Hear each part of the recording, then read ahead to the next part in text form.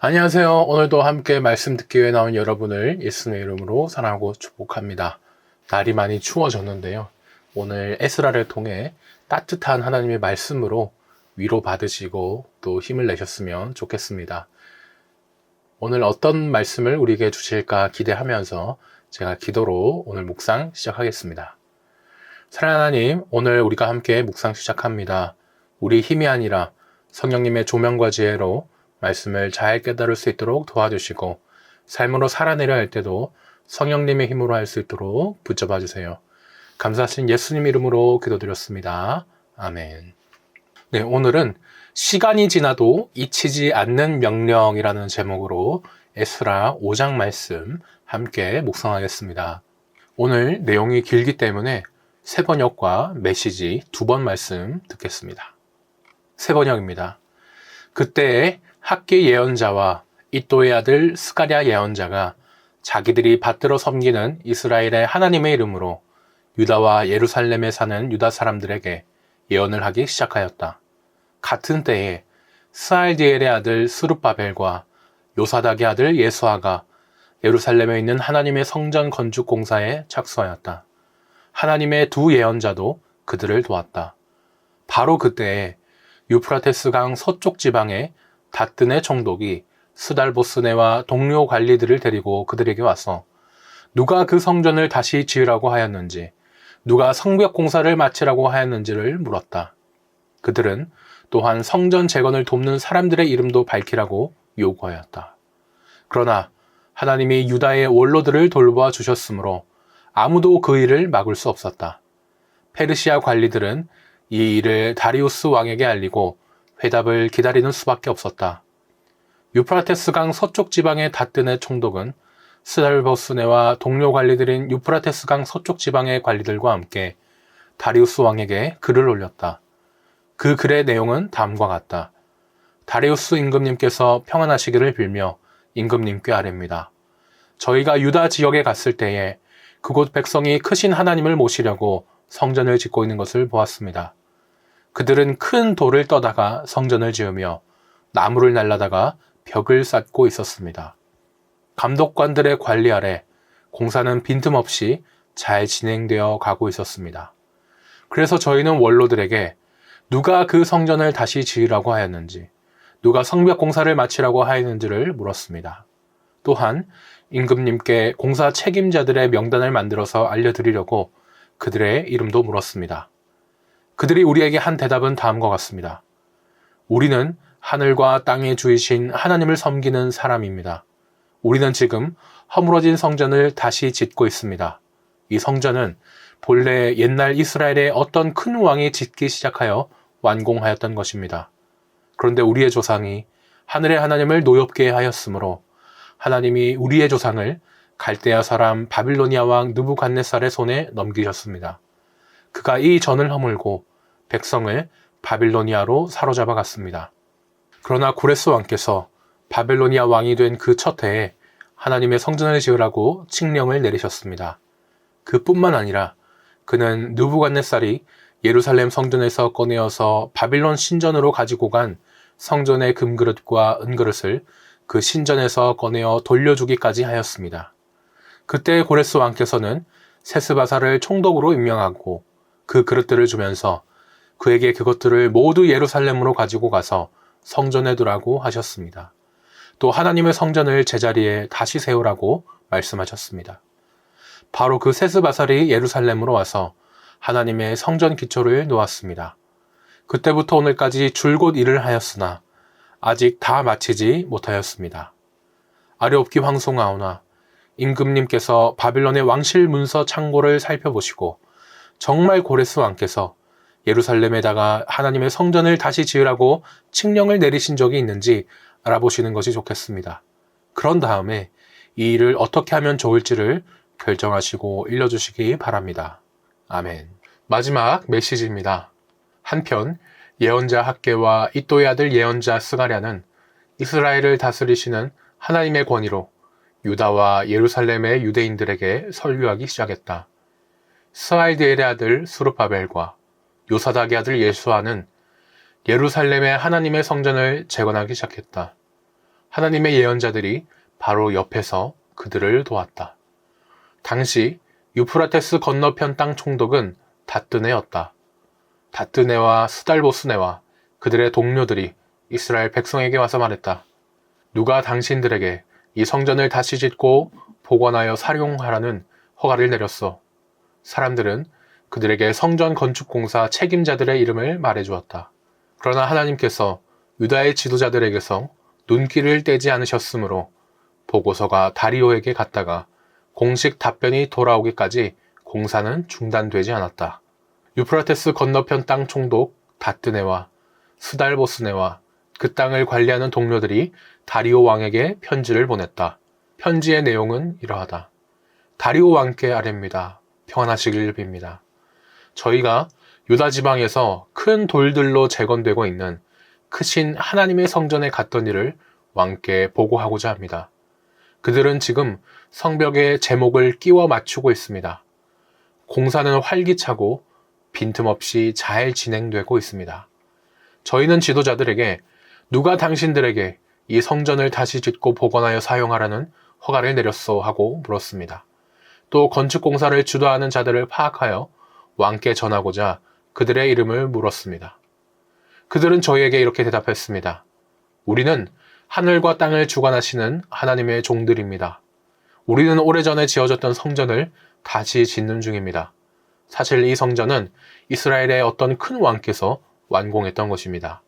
그러나 우리 조상들이 하늘의 하나님을 진노케 하여 하나님께서 그들을 갈대아 사람 바벨론 왕 느부갓네살에게 넘기셨고 그 왕은 이 성전을 무너뜨리고 백성을 사로잡아 바벨론으로 끌고 갔습니다. 하지만 고레스 왕께서 바벨론 왕이 되시던 첫 해에 이 하나님의 성전을 다시 지으라는 건축 허가를 내리셨습니다. 그뿐 아니라 전에 느부갓네살 왕이 옮겨다 바빌론 신전에 두었던 하나님의 성전의 금은 그릇들도 돌려주셨습니다. 고레스 왕께서는 그것들을 바벨론 신전에서 꺼내어 왕이 총독으로 임명한 세스바살에게 넘기셨습니다. 왕께서는 그에게 이 그릇들을 가져다 예루살렘 성전 안에 두고 그 볼레터에 하나님의 성전을 다시 세우라고 하셨습니다. 세스바살은 그대로 행했습니다. 그는 예루살렘에 하나님의 성전 기초를 놓았습니다. 그 후로 지금까지 공사를 진행하고 있지만 아직 끝내지 못했습니다. 그러니 괜찮으시다면 왕께서 바빌론 왕궁 문서실의 기록을 살펴보시고 고레스 왕께서 예루살렘의 하나님의 성전 재건을 승인하는 공식 건축 허가를 내리신 것이 과연 사실인지 확인해 보시는 것이 좋겠습니다. 그 후에 이 일을 어떻게 하면 좋을지 왕께서 판결을 내려주시기 바랍니다. 아멘. 네, 지금까지 저희가 본문 말씀을 들었습니다. 옛날에 받았던 약속이나 중요한 명령이 점점 잊혀질 때가 있습니다. 시간이 많이 흐르고 또 바쁘다 보니까 주변 모습도 바뀌고 자연스럽게 잊어버리는 것이죠. 나라를 잃고 바벨론의 포로로 잡혀 있다가 다시 돌아온 오늘 에스라 시대의 사람들도 그랬습니다. 백성들에게 성전을 짓는 일이 바로 그런 일이었거든요. 누구나 겪을 수 있는 일이라 그렇게 잊을 수도 있지 생각할 수도 있지만 사실 하나님이 성전을 다시 지으라고 말씀하셨던 거기 때문에 큰 문제가 됐습니다. 바벨론에서 포로 생활을 마치고 돌아올 때 하나님께서는 돌아가서 성전을 지으라고 하셨는데 주변의 방해와 사람들의 무관심 속에 또 자신들이 당장 먹고 살 길이 급하다 보니 그 명령이 잊히게 됐어요. 하지만 하나님의 말씀이 다시 들려올 때요. 아 그래 하나님이 우리에게 성전 다시 지으라고 하셨었지 그 생각이 나고 명령이 살아납니다. 그렇게 다시 살아난 이 말씀은요 하나님의 도움으로 어떠한 방해에도 멈추지 않게 됩니다. 큰 1번입니다. 1절에서 2절을 보니 오랫동안 중단된 성전 건축이 다시 시작됩니다. 성전 건축을 격려하라고 촉구한 선지자들은 누구입니까? 1절을 보니까 선지자 학개와 스가랴입니다. 유다 백성들이 고향 예루살렘으로 돌아오게 됩니다. 당시만 해도 이제 사람들이 돌아와서 성전을 열심히 다시 지으려고 했어요. 그런데 막상 와서 보니까 이제 많은 어려움에 부딪히게 된 겁니다. 그곳에 포로로 끌려가지 않고 남아서 살던 사람들, 그 사람들이 당신네들 집 비운 동안 우리가 여기 살았다. 여기는 우리 땅이다. 이렇게 포로에서 돌아온 사람들과 예루살렘에 살고 있던 사람, 즉 굴러온 돌과 박힌 돌이 서로 갈등을 겪게 됩니다. 또 나라 밖에서는요, 이간질하는 사람이 있어요. 페르시아요. 저 유다놈들이 성전 다시 짓는 거, 성벽 다시 쌓는 거 보세요. 저거 다 반역 준비하려는 겁니다. 이렇게 허락해주면 안 된다고 이간질하던 주변 나라도 있었습니다. 이런 반대에 이제 바벨론의 모든 곳을 버려두고 돌아온 사람들은요, 당장 머물 곳과 먹을 곳이 없죠. 살던 곳은 뺏겼고 먹을 곳은 경제적인 것이 아무도 없어서 먹지를 못합니다. 성전에 당연히 관심을 또 쏟지 못하게 되는 건데요. 그렇게 성전 짓는 일이 잊혀지고 모두가 멈추게 됩니다. 바로 그때 이렇게 멈춰버린 성전 짓는 일을 다시 시작해야 된다고 그렇게 힘차게 말하는 사람들이 등장을 해요. 바로 학개와 스가랴 선지자였습니다.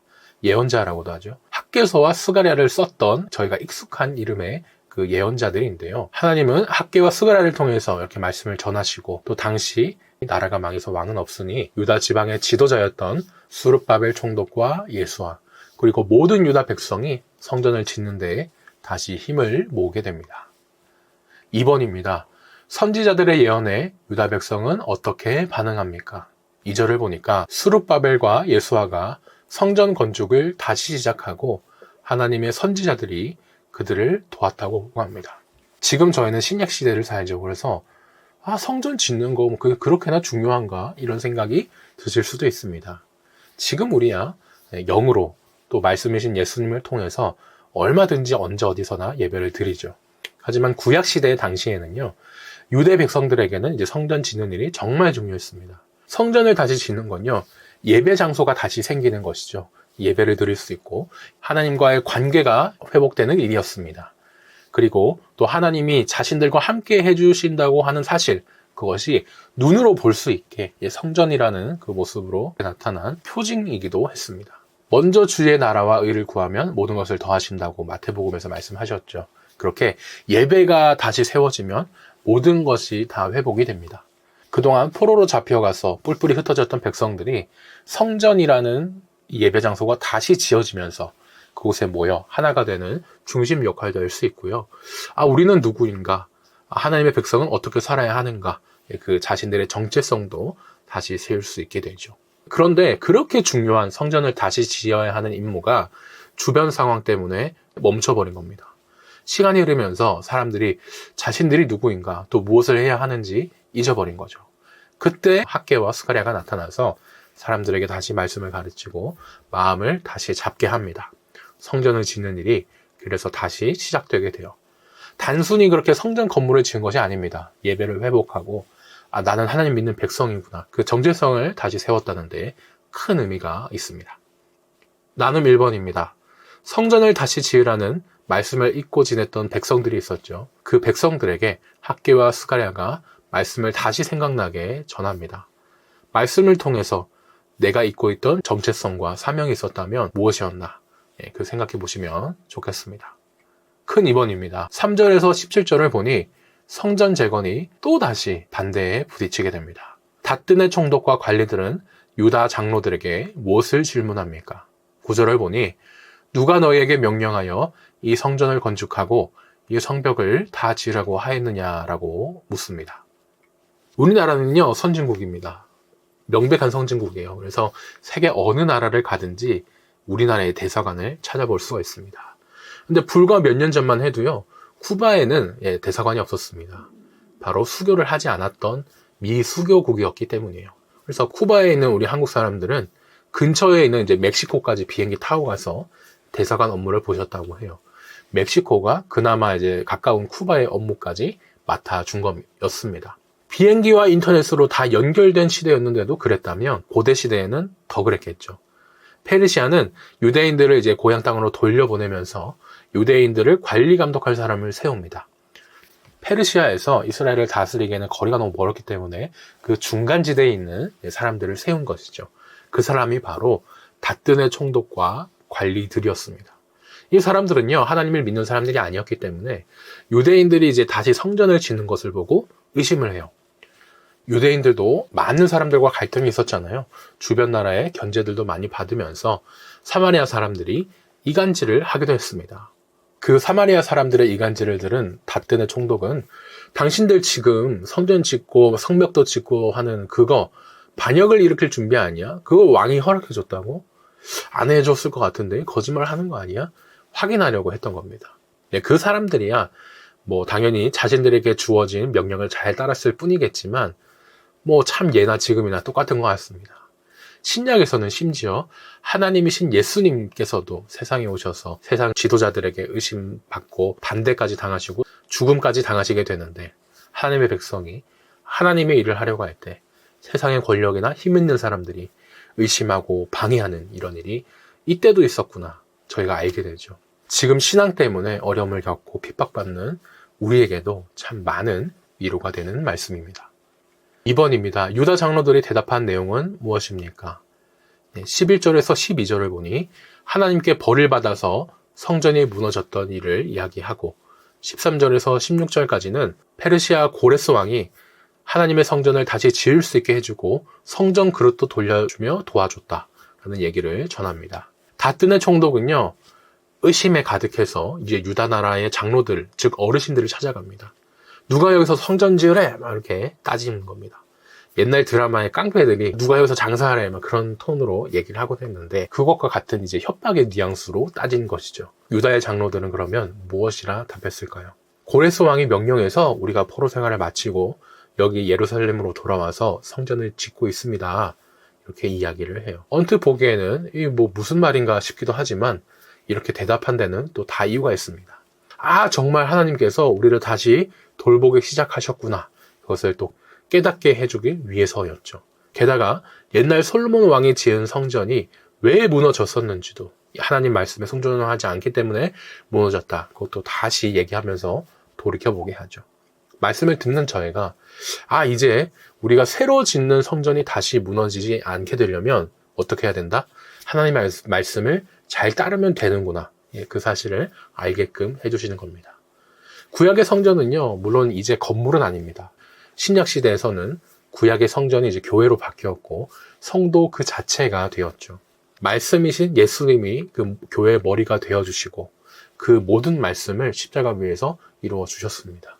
그 교회는 예수님 덕분에 다시는 사라지지도 않고 무너지지도 않을 것입니다. 3번입니다. 총독과 관리들이 성전 재건 공사를 막지 못한 까닭은 무엇입니까? 5절을 보니 하나님이 유다 장로들을 돌보셨기 때문입니다. 우리 한국어 성경에는요, 이제 하나님이 유다의 장로들을 돌보셨다라고 이렇게 이야기를 합니다. 돌본다고 하면 이제 아기를 돌보는 이런 느낌이 들어서 뭐 유다의 장로들이 그래도 어르신들인데 참 약하고 힘이 없었나 이렇게 생각이 들 수도 있어요. 하지만 원어를 보면요, 하나님이 돌보셨다 이 말은 하나님의 눈이 그 위에 있었다 이제 이 뜻입니다. 히브리어는요 이제 고대 언어입니다. 그래서 생각하는 것보다 사실 참 간단하면서도 우리 한국 사람이 느끼기에는 참 신선한 표현들이 많습니다. 그러니까 하나님께서 이 장로님들 위에 함께 해주시고 지켜주신다는 말이구나 라고 저희가 정리하면 되겠어요. 하나님께서 구약의 성전에 또 백성과 함께 하시면서 지켜두시듯이 지금은 하나님께서 예수님과 성령님을 통해 함께 하시고 우리의 교회와도 함께 하시며 지켜주십니다. 나눔 3번입니다. 다스닥 총독이 공사를 중단시키지 못한 것은 유다 장로님들이 지혜롭게 답을 한 덕분이죠. 하지만 그것도 당연히 하나님이 도와주신 거였습니다. 하나님은 기적을 통해서도 일하시지만 사람을 통해 하실 수 있는 일은 또 사람을 통해서 역사하십니다. 기적적인 사건이 아니라 평범해 보이는 그런 과정이었지만 정말 하나님이 확실하게 도와주셨구나 라고 느낀 적이 있다면 언제였는지 생각해 보시면 좋겠습니다. 마지막 기도 제목 나눔입니다. 나의 삶에 있어서는 하나님의 부르심과 명령이 잊히지 않도록 말씀으로 깨우쳐 주세요 라고 기도해 주시고 우리 교회에 있어서는 하나님의 도우심을 믿으면서 세상 속에서 반대가 있을지라도 우리 교회 사명을 다하게 해주세요 라고 기도해 주시면 좋겠습니다. 오늘 묵상은 여기까지입니다. 이번 한 주도 날이 많이 추워진 가운데 따뜻하게 또 안전하게 잘 보내시길 바라면서 저희는 주님 부활하신 복된 주일날 뵙겠습니다.